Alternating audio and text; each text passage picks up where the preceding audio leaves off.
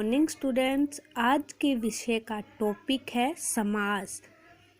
समास का अर्थ, यदि समास के हम दो शब्दों से मिलकर, समास भी दो शब्दों से मिलकर बना है, सम प्लस आस। सम का मतलब होता है पास और आस का मतलब होता है रखना या बैठाना। पास प्लस रखना अर्थात पास पास रखना। इसमें दो शब्दों को पास पास रखा जाता है और एक सार्थक शब्द बनाया जाता है, उन्हें समास कहते हैं। इसकी परिभाषा हो जाएगी, दो या दो से अधिक शब्दों को मिलाकर एक सार्थक शब्द बनाने की प्रक्रिया को समास कहते हैं। समास के भेद को जानने से पहले हमें यह पता होना चाहिए समर्थ पद क्या होता है और समास का विग्रह क्या होता है। समर्थ पद या समायिक पद समासिक प्रक्रिया के बाद बनने वाला नया शब्द समस्त पद कहलाता है। गंगा का जल, गंगा जल, जब इसका समस्त पद बना दिया, गंगा का जल का समस्त पद क्या हो गया, गंगा का जल। इसमें विभक्ति चिन्ह का लोप हो गया। इसका गंगा पूरा पद है, पहला पद है, और जल उत्तर पद है। समास का विग्रह करते हैं, यश को प्राप्त, यश प्राप्त है, यह हमारा समर्थ पद है। इसका विग्रह का मतलब होता है टुकड़े करना, अलग करना, तो इसका विग्रह करेंगे तो यश को प्राप्त। समास के मुख्य भेद तत्पुरुष समास, द्वंद्व समास, बहुब्रीहि समास, कर्मधारय समास, द्विगु समास।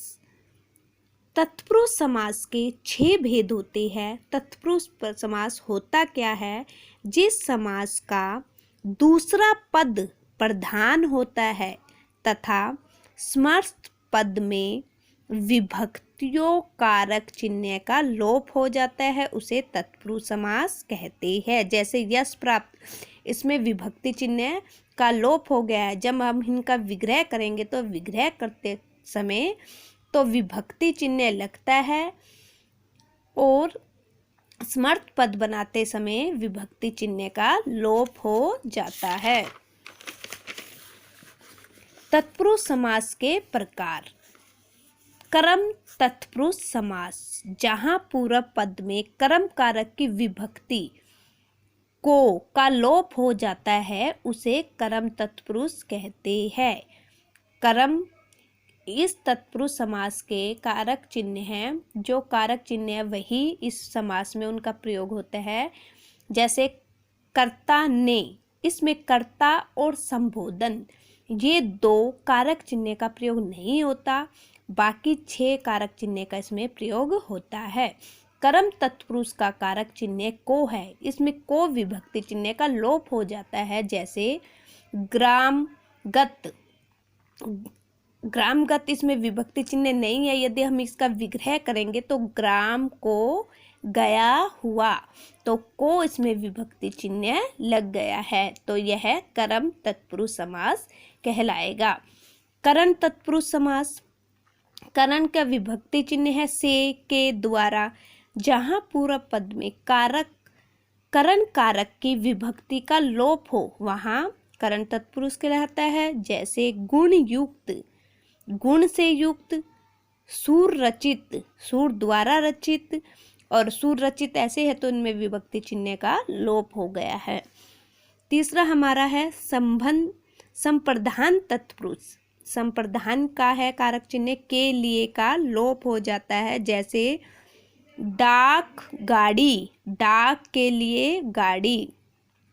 चौथा हमारा है अपादान तत्पुरुष समास, जहां पूर्व पद में अपादान कारक की विभक्ति से, अपादान से इसका विभक्ति चिन्ह अलग होने का भाव का लोप होता है, उसे अपादान कारक कहते हैं। जैसे पाप मुक्त, पाप से मुक्त, गुणहीन, गुण से हीन।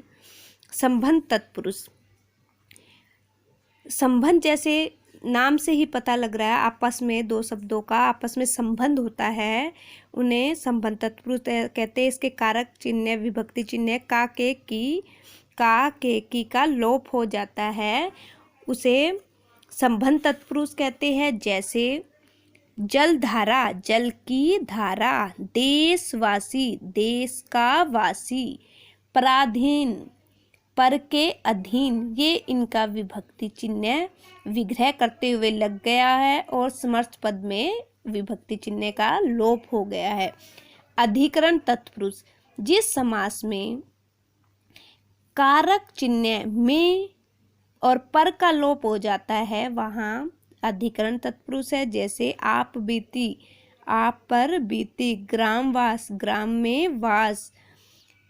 तत्पुरुष समास का एक अन्य भाग और होता है अन्य तत्पुरुष समास। इस समास में पहला पद नकारात्मक होता है। जैसे अधीर, ना धीर, अनर्थ, ना अनर्थ, मतलब उनमें नहीं वाले वाक्य होते हैं, नकारात्मक पहला पद होता है, वहाँ न्याय तत्पुरुष समास कहलाता है। धन्यवाद।